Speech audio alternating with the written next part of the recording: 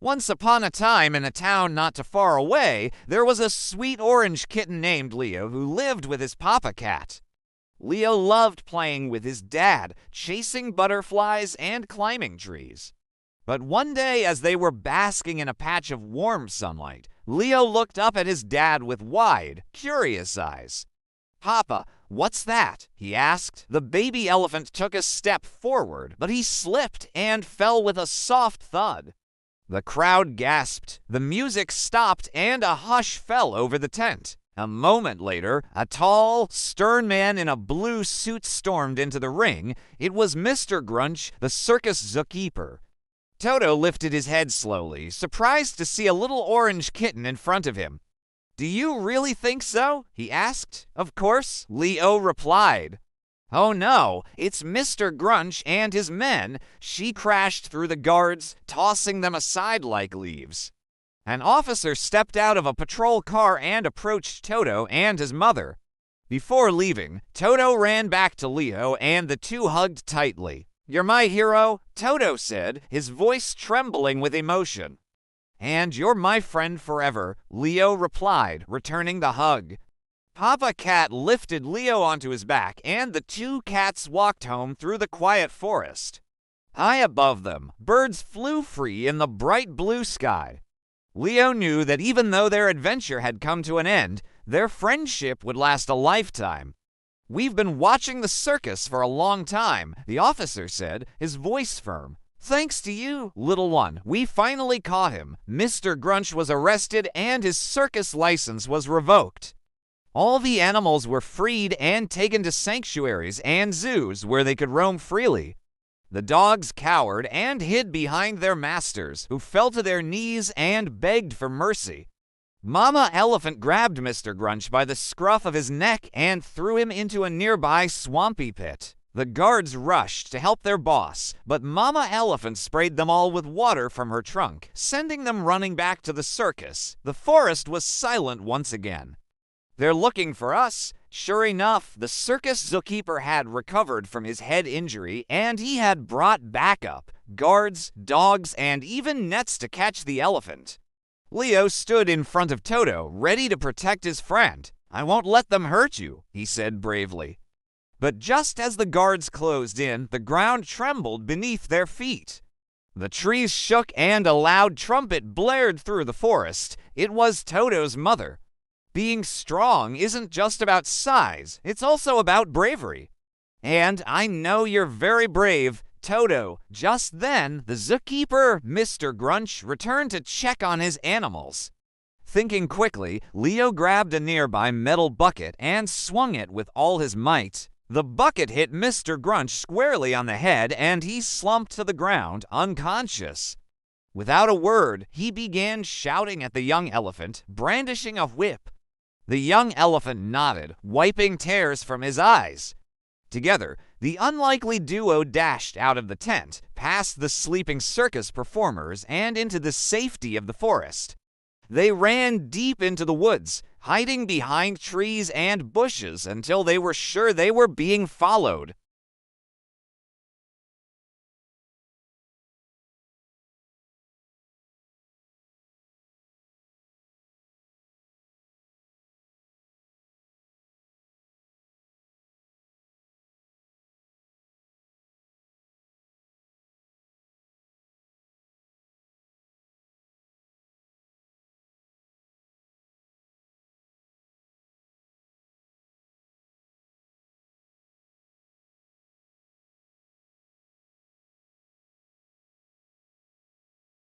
"No, Papa, he's hurting him," Leo cried out.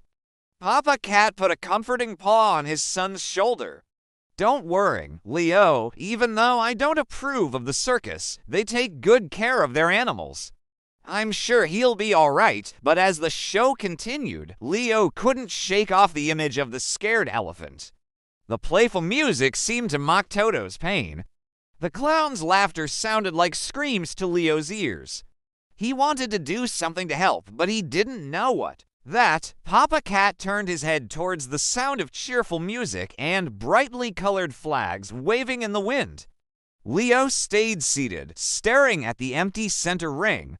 Papa Cat noticed his son's sadness and nuzzled him gently. "Come on, Leo, let's go home now." But Leo shook his head and jumped off the blanket without a word. "Leo, where are you going?" Papa Cat called after him. Leo didn't answer. He was already halfway to the elephant enclosure. "Why, that is the traveling circus," he replied. Finally, he got up and quietly crept out of his bedroom window. He had to help Toto, even if it meant getting into trouble. Sneaking through the circus grounds was easy. Most of the performers and their animal trainers had gone home for the night.